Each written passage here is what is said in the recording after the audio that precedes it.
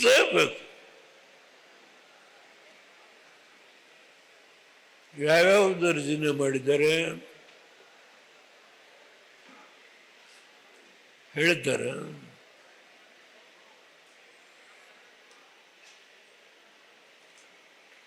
ಕಾಲ ಸಮೀಪ ಆಗ್ತಾ ಇದೆ. ಮಾತಿನ ಹಿಡಿತ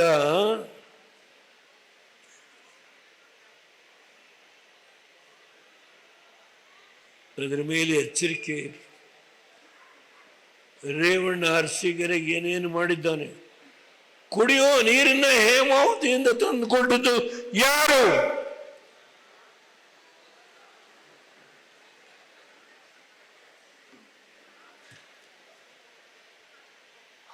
ಗೊದ್ದಿಹಳ್ಳಿ ಬ್ರಿಡ್ಜ್ ನೀರೆತ್ತಿ ಹೇಮಾವತಿ ನೀರು. ಇವತ್ತು ಇಲ್ಯಾವುದೋ ಒಂದು ಪ್ರಾಜೆಕ್ಟ್, ಎಂಥ ಪ್ರಾಜೆಕ್ಟ್ ಅದು? ನಿಮ್ಮೂರ ಹತ್ರ ಎತ್ತಿನೊಳೆ. ಆ ನೀರಲ್ಲಿ ನಿಂತದೆ. ಅರಸೀಕೆರೆ ಹೋಗಿದ್ಯಾ? ಅದು ಚಿಕ್ಕಬಳ್ಳಾಪುರ, ಕೋಲಾರ 8,000 ಪ್ರಾಜೆಕ್ಟು ಈಗ 26,000 ಕೋಟಿ.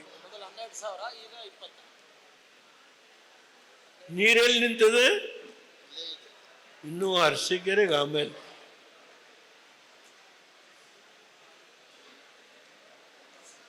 ಅದು ಆ ಕಾರಲ್ಲಿ ಓಡಾಡೋ ದಿಮಾಕ್, ಆ ದಿಮಾಕಿನ ಗರ್ವ ಪ್ರಜ್ವಲನ ಮುಗಿಸಲೇಬೇಕು.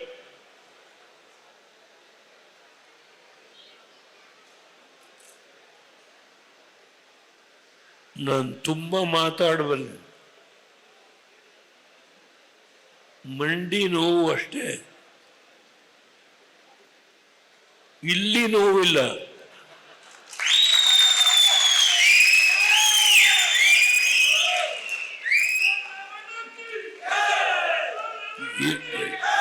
ಇಲ್ಲಿ ನೋವಿಲ್ಲ. ಪಾರ್ಲಿಮೆಂಟಲ್ಲೂ ಅಷ್ಟೇ. ಕಾವೇರಿ ನೀರನ್ನು ಹೇಗೆ ಉಳಿಸಬೇಕು? ಮೊನ್ನೆ ನಾನು ದೆಹಲಿಗೆ ಬೆಳಗ್ಗೆ 8 ಗಂಟೆಗೆ ಹೋಗಿ ಅಲ್ಲಿ ಸಂಬಂಧಪಟ್ಟಂತ ಲಾಯರ್ ಹತ್ರ ಚರ್ಚೆ ಮಾಡಿ ರಾತ್ರಿ 10 ಗಂಟೆಗೆ ವಾಪಸ್ ಬಂದು ಬೆಳಿಗ್ಗೆ ಹೇಳಿಕೆ ಕೊಟ್ಟೆ. ಸ್ಟಾಲಿನ್ ಪ್ರಣಾಳಿಕೆಯಲ್ಲಿ ಹಾಕಿ ನಾನು ನೀರು ಕೊಡಲ್ಲ ಅಂತ ಹೇಳಿದ್ದಾರೆ. ಅದು ಪ್ರತಿಯಾಗಿ ನಾನು ಹೇಳಿದ್ದೇನೆ. ಆದರೆ ಇವತ್ತು ಅದನ್ನು ಕಾಂಗ್ರೆಸ್ಸು ವೆಲ್ಕಮ್ ಮಾಡಿದ್ದಾರೆ. ನನ್ನ ನಿಲುವನ್ನು ಬಿಜೆಪಿನೂ ವೆಲ್ಕಮ್.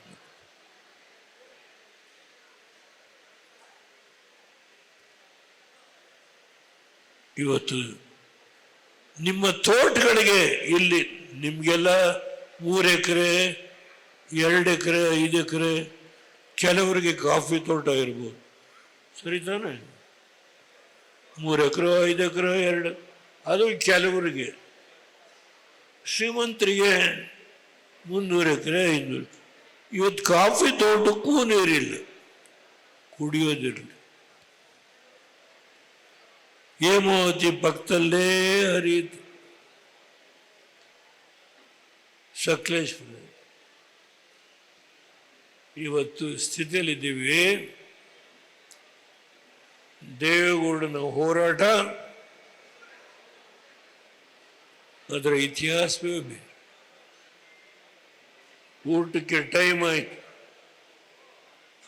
ನಾನು ಈ ಚುನಾವಣೆಯಲ್ಲಿ, ಮಂಡ್ಯ ಚುನಾವಣೆಯಲ್ಲಿ, ಕೋಲಾರ ಚುನಾವಣೆಯಲ್ಲಿ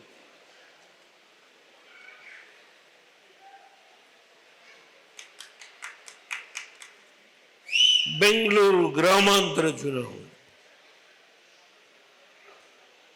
ಅಷ್ಟೇ ಅಲ್ಲ, ಉಳಿದ 24 ಕ್ಷೇತ್ರ ಭಾರತೀಯ ಜನತಾ ಪಾರ್ಟಿ ಎಲ್ಲೆಲ್ಲಿ ನಿಂತಿದ್ದಾರೋ ಅದು ಶೋಭಾ ಕರಂದ್ಲಾಜೆ ಇರಬಹುದು, ತುಮಕೂರಲ್ಲಿ ಸೋಮಣ್ಣ ಇರಬಹುದು, ಚಿಕ್ಕಮಗಳೂರಲ್ಲಿ ಶ್ರೀನಿವಾಸ ಪೂಜಾರಿ,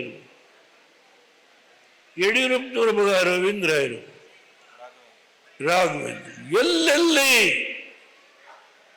ನನ್ನನ್ನು ಹೋಗಬೇಕು ನೀವು ಬರಬೇಕು ಅಂತಾರೋ ಎಲ್ಲ ಕಡೆಗೆ ಹೋಗಿ 28 ಕ್ಷೇತ್ರಗಳಲ್ಲಿ ನನ್ನ ಹೋರಾಟ. ಮೋದಿಯವರು ಪ್ರಧಾನಮಂತ್ರಿ ಆಗಿ ಈ ದೇಶದ ಶಕ್ತಿ